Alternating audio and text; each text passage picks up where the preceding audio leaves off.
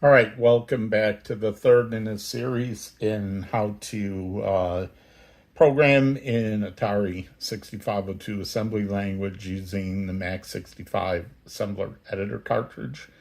I apologize for the last video being like almost an hour long. It's just that there's always like so many things I want to cover and try to get them all in. And I know I should probably break them up into smaller chunks, and then I feel like I'm leaving out something important. So I'm going to do my best this time to make it shorter than an hour at least, though there are a lot of topics I want to cover. First, I'm going to talk about some mistakes I made in the last video and address just a few more things about the Max 65 editor. I want to talk about two new commands to use in DDT. I want to review the Hello World demo program that we did in the last video. What I want to use that to talk about today is an introduction into the addressing modes of the 6502 chip and exactly what addressing modes are and which are the ones that you need to care about. You don't need to care about them all. So, and then the last thing I want to do is start to write some code to show how to read the joystick using assembly language, but we're only going to really get the bare bones start there, so don't expect too much. All right. Some last bits about the Max 65 editor and one of the mistakes I made last time. So I said there's several different ways you can save code to disk. You can save the object code. You can save it in a Max 65 tokenized format. Pen will be better than using my... You can do it in a list, which is just plain text, which is like a basic listed program. And then you can also, this one is with line numbers, and then you can also use the print command to do your listing without line numbers. So just to show you the difference there.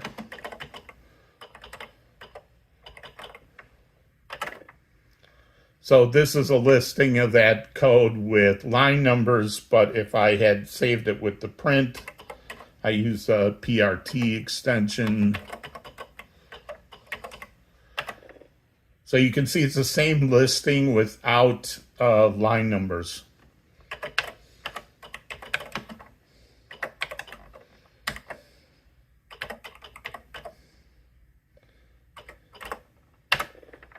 So unlike Atari Basic, I talked on so I had some trouble entering the code without line numbers.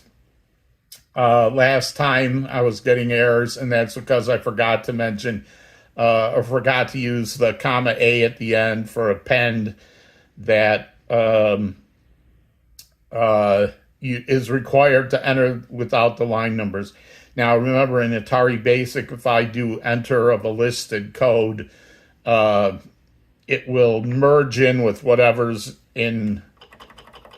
So right now I have some code in memory that I just loaded, and I'm going to actually renumber this because just to show you because the reset code had some of the same line numbers, so we're gonna just change that so you can see.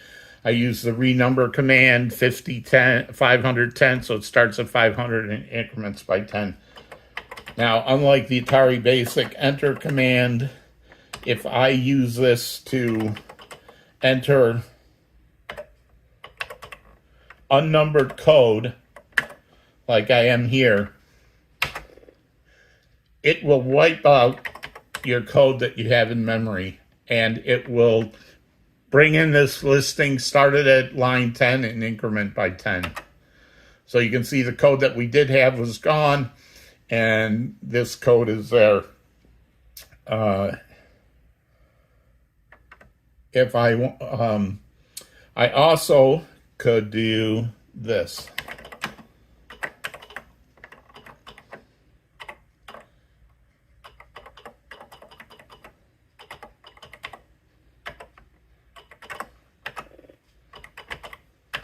Again, I'm going to just renumber this real quick. Now, the load command, remember, takes a max, load and save, takes a max 65 tokenized program. And in BASIC, if I load a tokenized BASIC program, it will wipe out what's in memory. But if I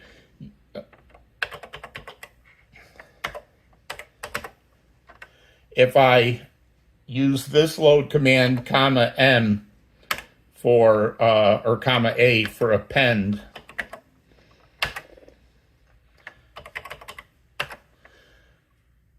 you'll see it has both this code, the 500 code, and it does bring in this code, but it puts it at the end. And when I list it, it still always puts it at the end. So now you could list this if you want to straighten it out.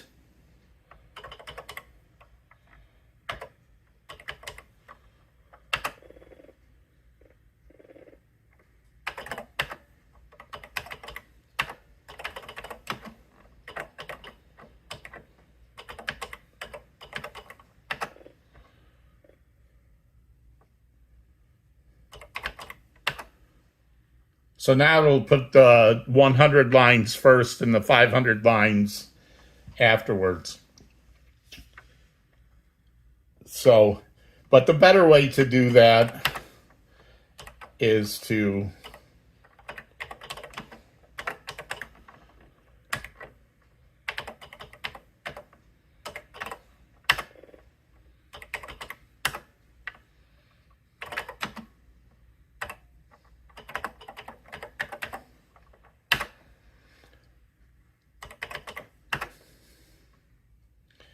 use the enter. But remember, if I'm using editor, I don't want to use PRT, the printed version without line numbers, because that'll wipe out my code. I definitely want to use the listed one that already has line numbers. And then I also want to use M for merge, to merge it with the code. And the difference between using this enter to merge two programs together versus the load to merge two programs together is that this will put it in the right order for you. So now we actually have our first two demo programs in the editor together. We're going to actually assemble that.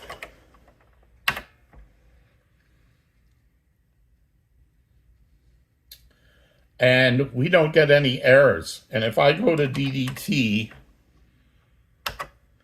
if you remember, the first program we wrote in the first tutorial started at the second half of page 6 in location 680. And you can see it's there, the program that we wrote there. And also, our Hello World demo is also in memory at the same time. What does that mean?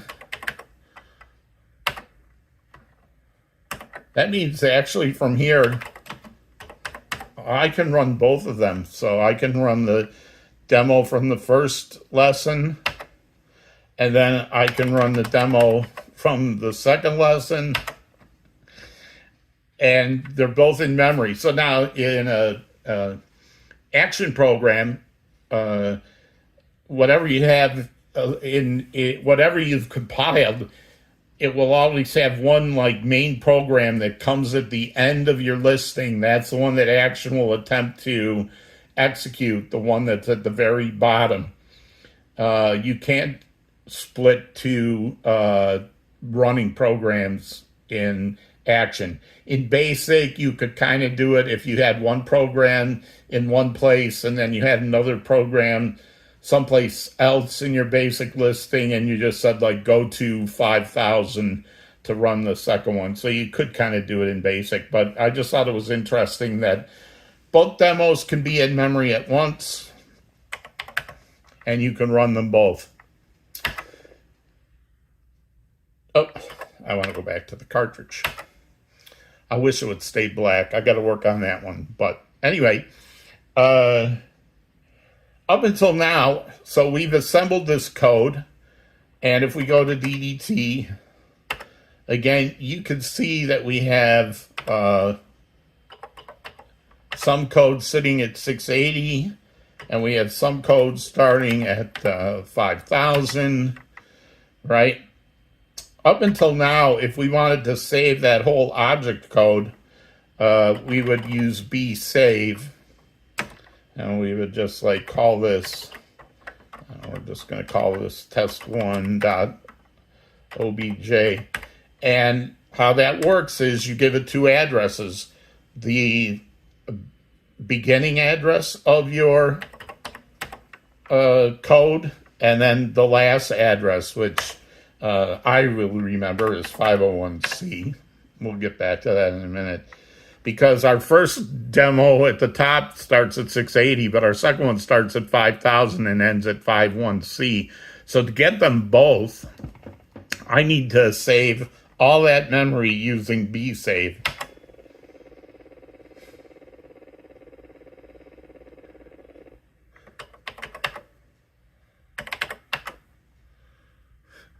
So you can see this huge file here, right? That's not really a good way to do it. So let me show you the right way. One big shout out to Felipe Beldi. I hope I said pronounced his name correctly. Commented on the last video, and he helped me with the other thing I had a mistake in the last video on the assemble command. So at one point it said the assemble command takes 4 parameters, none of which you have to list. Only 3 of them are important to us, the first 3. And if you don't list them, which is the default when I just type ASM, the first parameter is where to assemble the code from.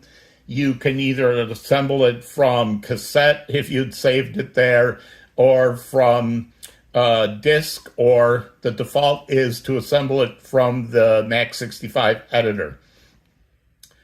Keep in mind that if you assemble from disk or cassette, the saved code has to be in the Mac65 tokenized format. It won't work with a list file or a print file with no line numbers. The second command is, the second option that we have is where is the listing going to go? Normally the listing goes to your screen. That's the default, but you could also send it to the sorry, hit the break key. You can also send it to the printer. And the mistake I made is that you use a comma to separate these arguments, but there should be no trailing comma. This is because it has a trailing comma, this is going to fail. But if I do it without the trailing comma, and since the first one before the comma is blank, it's going to assemble from memory, and then this will send the listing.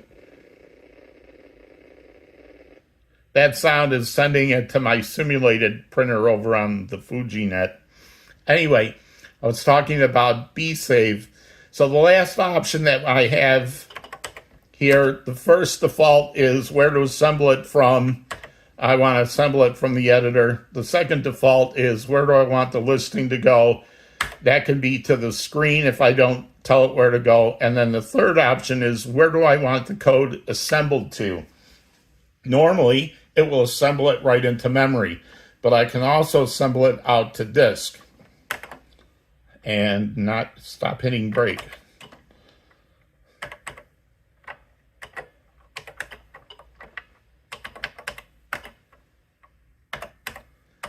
And again, I don't have to give it the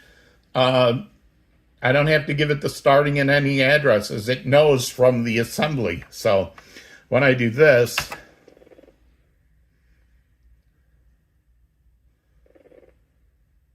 it's going to assemble the code, the object code, out to disk. Now, if I go out to look at this file,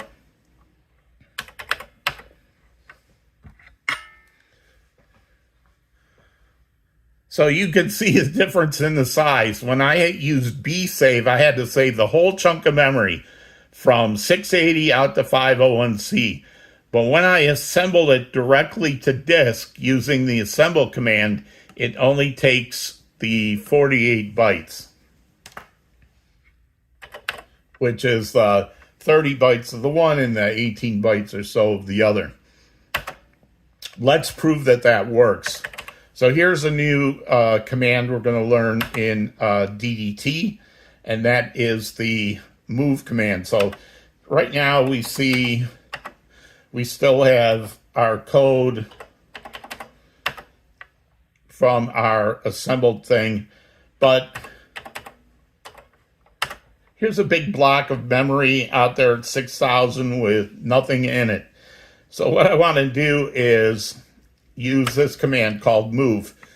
It takes a 2 byte address, and you have to list the whole address. So what I want to do is copy code, move code from location 6,000 to, and no commas or anything, to 680, and I think there's only like 10 bytes, but we're gonna move 32 bytes just to be on the safe side. So this is move from 6,000 to 680. Oh, one more digit. And then copy 32 bytes because it's a hexadecimal. 0 ones and 2 16s is 32. And now if I go to 680, you can see it copied there. So I want to clear out also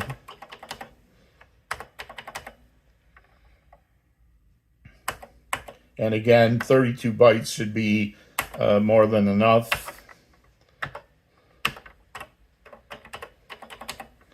So move command lets you move blocks of memory around. And you can see I've cleared this out. And why did I clear out both these places? So that when I go here and I do a load,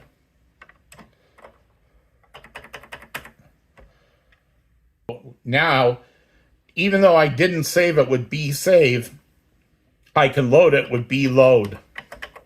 So I'm going to BLoad.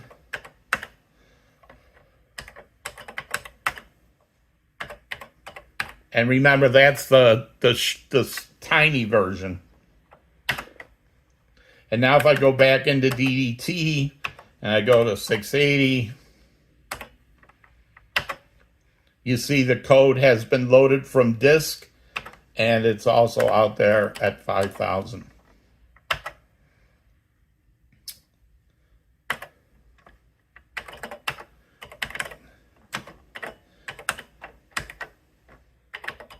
Now we're going to concentrate on the Hello World demo program to talk about addressing modes, one other mistake I made, and one other new DDT command.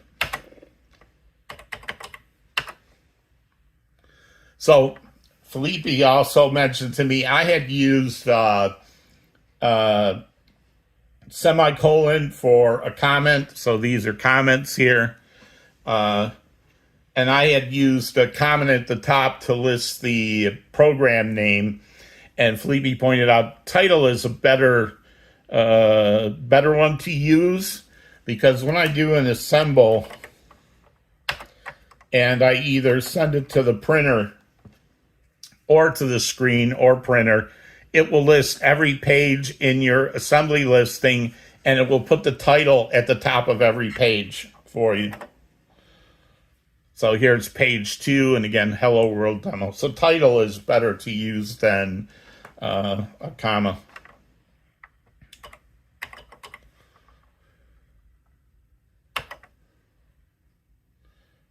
All right, one other new DDT command I want to show is this.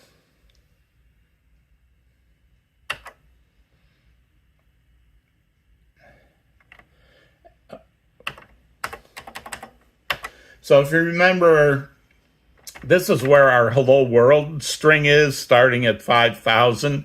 And the DDT normally will try to interpret any data it sees as assembly language instructions. And these, for instance, it doesn't even know what assembly instruction that could be. There is another command called W, which is, I don't know what the mnemonic is for it, but I think of it as what mode. So in this mode, it tries to interpret memory as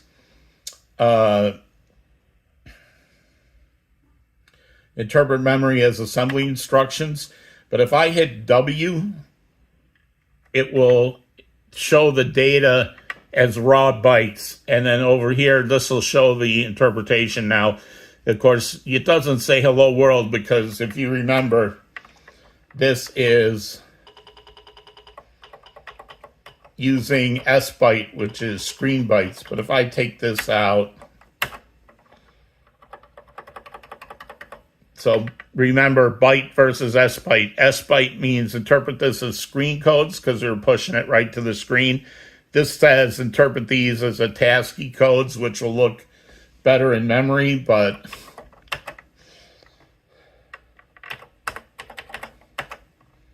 so if I use W, I didn't assemble it using byte.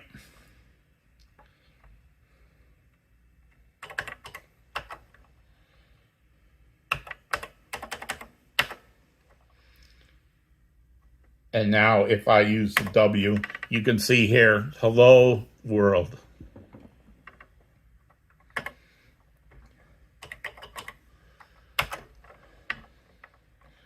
Let's change this back to S byte.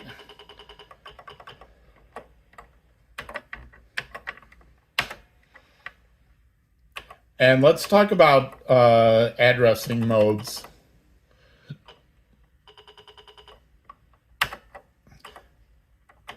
Assembly language is essentially a whole bunch of taking data from one place and maybe moving it to another place, or pulling it out of somewhere, or sending it somewhere, or analyzing data.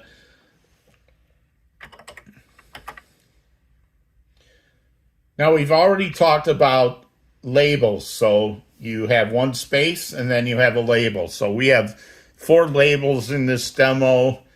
And I think of them as like bookmarks of places in my program.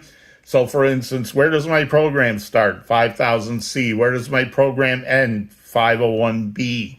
Where is that loop? That's at 5000E. Where is that string of characters? That's at 5000. So the labels are like bookmarks right now. We're going to see another thing we can do with labels a little later in this video. After the second space, these are the instructions, assembly instructions in this column.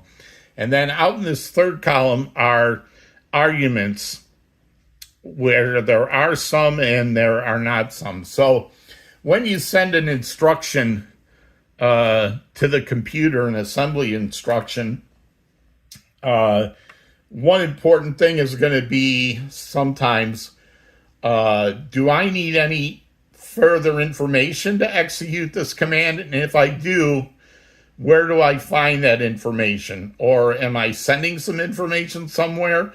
Where do I send it? Am I supposed to go somewhere? Where am I going to go?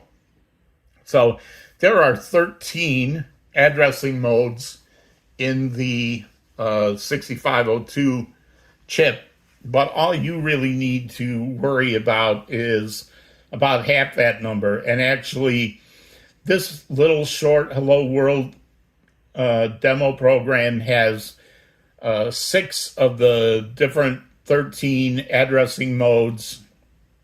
And good thing, they're the ones you'll be using most often. So the first one is called immediate. And basically, the instruction says, you want me to load the Y register with what? Or where am I going to find the information? And this hashtag basically says, you don't have to go look in memory for this. I'm going to just give it to you. I'm going to give you a 0. Same thing where I'm comparing Y. And by the way, I said this was 12 last time. This is hex 11. So we'll get to that in a little bit. But again, this hashtag says, I want to compare Y with what? Don't bother looking in memory. I'm just going to give you the number you can compare to. So this is immediate mode with the hashtag. Some of these codes, like increment Y or return from subroutine, they're called implied mode because they don't need any further information or any extra information. If it sees increment Y, it knows what to do. It says take the Y register and add 1 to that number. It doesn't need to go look in memory for 1 or need to know any addresses or anything. Same thing with return from subroutine. It just knows I'm going to go back to where I came from. How does it know? Because there'll be a memory address on the stack that return from subroutine will pull. But it knows where to go without any extra information is the point of implied. Then there are absolute, which says, hey, I want to jump to this memory location, jump there. And so what I'm saying is, where should I jump? I'll give you the address. Here it is. This is very similar. I'm going to give you the address, but I want you to add the value of the Y register to that address before you go there. That's called indexed absolute. So this is absolute. This is you know what? You don't have to remember the names for all these. The important thing is the hashtag says give it the there's no test at the end. Do you know the names of all these addressing modes? So this says just stick a 0 in there. This says just use 11. This says increment Y, return from subroutine. I don't need any extra information. And then this says go straight to this loop address. This says load it from the string address plus whatever's in the Y. This one is similar. It is an index Y, but this is a 0 page location. So string is a 2-byte location. This is a 1-byte location. And this little parentheses there says this is an indirect address. So when I go to 58, I'm not storing the value of the accumulator at 58 plus Y. It's saying go get the address in location 5859 and then take that address and add Y to it and put it into the put the value of the accumulator in there. If you look over here, this is the first byte here in this column is the this is the instruction code. Always the first byte, one code for the instruction. The second byte will be the value. So for a immediate mode, it's just going to be the value 0 or B. For this one, right, jump to the loop, which is at 500E, you can see this is jump and this is the address. Remember, low byte, high byte. So this is 50OE. So jump up to here. This one is load the accumulator, and now this only has the address 5,000, right? So how does it know to add the Y there? Well, it turns out that even though we use this LDA load accumulator in our programs, there's actually 8 different addressing modes here. And the computer knows which one I'm using based on this code here. So A9, A5, B5, AD. You can see there's a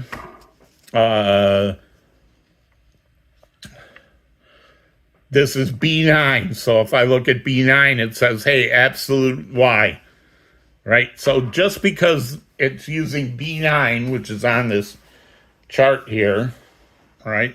So it knows when it sees B9 and not BD or AD or one of these other ones, it says B9. That says, okay, load the accumulator using the absolute plus add the Y index. So the address it needs to go to is implied by this code here. The last kind of addressing mode we'll talk about. So this is this one here with the branch equal. So if I look, this looks a lot like this jump, right? Like an absolute, like jump to this memory location, jump to 500E, branch on equal. Well, it wants to go to end, which is 501B, but instead it just has a 4. This is called relative branching. So for all these branch on equal or branch on not equal, instead of going to a specific memory location, it goes to a location relative to where this is. So it's 1 byte and it says go branch on equal 4 memory locations from here, starting with 0, right? So 0, 1, 2, 3, 4. So these are what we call relative. That is, don't go to a specific memory location. Go to a specific memory location in relation to where I am now. And since this can only use 1 byte and it goes forward and backwards, you're limited to only going 127 memory locations this way or 128 going that way, 255 total. Again, you don't have to memorize these as long as you know like what they do. So we have immediate, we have implied, we have absolute Y, we have 0 page indirect. The indirect is from these parentheses Y, and we have branch relative. So there's 6 modes there. The rest of them, you may see a couple variations on these modes, but these are the ones that you're going to use the most.